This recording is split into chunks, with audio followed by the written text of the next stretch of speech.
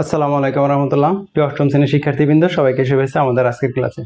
আজকে আমরা তোমাদের অনুশীলনী 4.2 এর সূত্রের সাহায্যে ঘন নির্ণয় এখানে মোট 5টা অঙ্ক সমাধান করব, ট থেকে মূর্ধন্য পর্যন্ত। দেখো ট নম্বরে কি দেওয়া আছে। ট নম্বরে দেওয়া আছে a square b square minus c square d square. a square b square minus c square d square এর হচ্ছে আমার সূত্রের সাহায্যে ঘন করা লাগবে।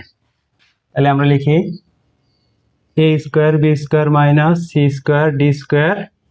এই যে ঘন করলাম বা পাওয়ার কিউব দিলাম, এইখানে আমরা লিখতে পারি ঘন করে।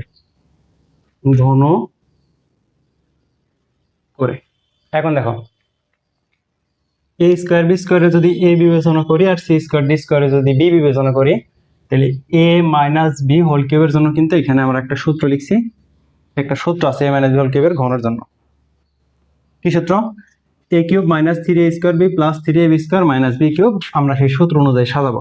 প্রথমে ছিল a কিউব, তাহলে a square b square cube minus 3 into a square b square. তাহলে a cube minus 3 a square into b হচ্ছে c স্কয়ার d স্কয়ার। তারপর হচ্ছে সূত্রের প্লাস দিলাম 3 ইন্টু a হচ্ছে a square b square into b হচ্ছে c square d square, তারপর square. এই যে এখানে ছিল 3ab স্কয়ার, এরপর হচ্ছে মাইনাস b কিউব মানে c স্কয়ার d স্কয়ার তার কিউব। এরপর দেখো a স্কয়ার b স্কয়ারের উপর কিউব আছে মানে কিউব এর আর এর দুইজনেরই কিন্তু কাজ করবে। আর আমরা জানি পাওয়ারের পাওয়ার থাকলে কি হয়, অবশ্যই গুণ হয়। তাহলে a to the power 6 b to the power 6 হবে এই মাইনাস 3 ইন্টু এইখানে দেখো a স্কয়ারের স্কয়ার আছে তার মানে a to the power 4, b স্কয়ারের স্কয়ার আছে তার মানে b টু দি পাওয়ার 4, সাথে c স্কয়ার d স্কয়ার এর কোনো পরিবর্তন নাই। এরপরে plus 3 a square b square ঠিকই থাকবে, c স্কয়ারের পাওয়ার আবার স্কয়ার আছে তার মানে c to the power 4, d to the power একই নিয়মে 4 হবে, মাইনাস দেখো দুইজনেরই কিউব আছে তার মানে কিউব করে দিলে পাওয়ারের পাওয়ার গুণ হয়। তাহলে c to the power 6 d to the power 6। এটা হচ্ছে আমাদের ট নম্বর প্রশ্নের উত্তর। খ নম্বরে দেখো কি দেওয়া আছে, প্রশ্ন আগে তুলি। a square b minus b cube c, এটাও কিন্তু আমার সূত্রের সাহায্যে ঘন করা লাগবে। তাইলে a square b minus b cube C, এই যে পাওয়ার কিউব দিলাম, এইখানে আমরা লিখতে পারি এখন ঘন করে। একইভাবে দেখো এখানে কিন্তু মাইনাস আছে, তাহলে আমরা এই মাইনাসের সূত্রটাই বসাবো। মাইনাসের সূত্র কি ছিল? a কিউব, তার মানে a স্কয়ার b তার cube minus 3 into a square মানে a স্কয়ার b তার উপর স্কয়ার ইন্টু b, b হচ্ছে b cube c plus 3 into a square b into b cube c তার উপর স্কয়ার। তাহলে কি হলো 3ab স্কয়ার, এরপর হচ্ছে minus b cube minus b হচ্ছে কত বি কিউব সি তার কিউব। দেখো শুধুমাত্র সূত্র অনুযায়ী সাজাইছিলেন। এরপর দেখি ক্যালকুলেশন করে কি পাই। পাওয়ার কিন্তু দুইজনেরই কাজ করবে আমরা জানি। তাহলে a টু দি পাওয়ার কত হবে 6, 3 আর 2 গুণ করলে 6 B cube minus 3 into power দুইজনেরই কাজ করবে a to the power 4 B square into B cube C, এই plus 3 into A square B into দেখো পাওয়ারের পাওয়ার হয় গুণ সম্পর্ক B to the power 6 C square minus B to the power 9 C cube. এরপর দেখো কি পাই, A to the power 6 B cube minus 3 into দেখো এ টু দি পাওয়ার 4, এই পাওয়ার আর পাওয়ার যদি ভিত্তি গুণ থাকে তাহলে পাওয়ার হয় যোগ, তাহলে বি টু দি পাওয়ার 3 আর 2 হবে 5 বসতো সি, এই প্লাস 3 এ স্কয়ার। দেখো এখানে কত আছে বি টু দি পাওয়ার 6 আর বি এর পাওয়ার কিছু না মানে 1, তাহলে যোগ করলে হবে b to the power 7 c square minus b9c3। এটা হচ্ছে 6 নম্বর প্রশ্নের উত্তর। আচ্ছা, এরপর দেখো ড নম্বর প্রশ্নে কি দেওয়া আছে, তুলি x³ - 2y³, এর কিন্তু সূত্রের সাহায্যে ঘন করা লাগবে। তাহলে x³ - 2y³, এই যে পাওয়ার কিউব দিলাম, এখানে এখন লিখতে পারি ঘন করে। এরপর দেখো এইখানে যেহেতু মাইনাস আছে, তাহলে কিন্তু আমার এই মাইনাসের সূত্র বসে হিসাব করা লাগবে। অর্থাৎ a - b হোল কিউবের সূত্র কি ছিল, a³ x³ এর কিউব মাইনাস 3 × a², x³ এর স্কোয়ার ইন্টু b হচ্ছে 2y³।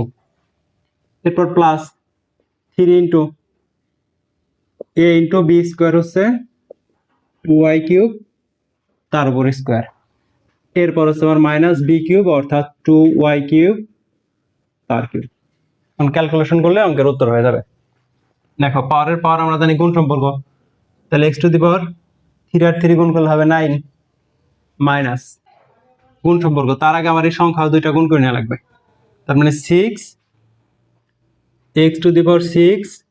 y³, এই প্লাস দেখো 2 এর স্কয়ার করলে হবে 4, তার সাথে হচ্ছে 3 এর আবার গুণ সম্পর্ক, তাহলে কত হলো 12x³ y⁶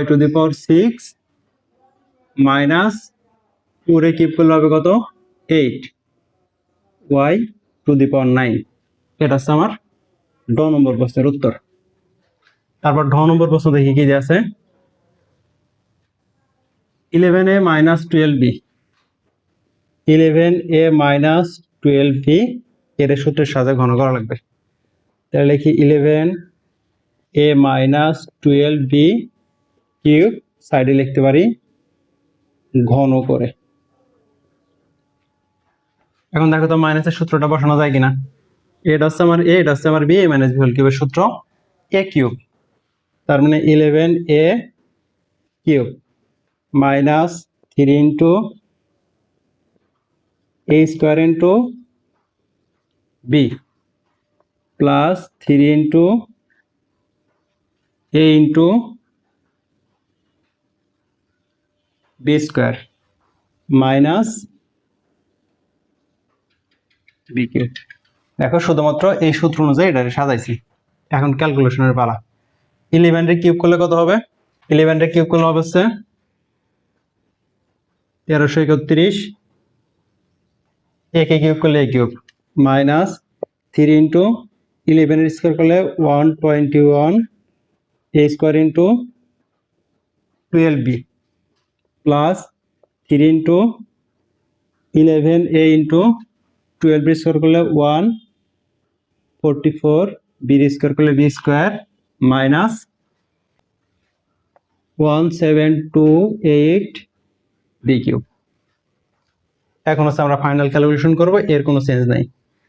1331a³ মাইনাস 3 এর সাথে 121 আর হচ্ছে 12 এর গুণ করা লাগবে, অর্থাৎ গুণ করলে হবে কত 4356a²b, এই প্লাস এই 3 এর সাথে 11 আর হচ্ছে 144, এই দুইটা আবার এই তিনটা গুণ করা লাগবে।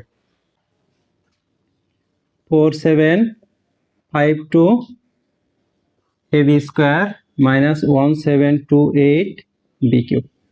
এটা হচ্ছে আমার ঢ নম্বর প্রশ্নের উত্তর। আচ্ছা, এরপর মধ্য নম্বর প্রশ্ন দেখি কি বলছে, x³ - y³, x³ - y³ ঘন করা লাগবে যেহেতু, তাহলে লিখি x³ - y³, এই যে পাওয়ার কিউব, এখানে এখন লিখবো ঘন করে। সূত্র কি ছিল, যেহেতু মাইনাস আছে তাহলে মাইনাসের সূত্র আমরা লিখবো, এই যে a³ minus 3 × a² × b plus 3 × a × b² minus b³। x³ হচ্ছে আমাদের a আর y³ হচ্ছে আমাদের b।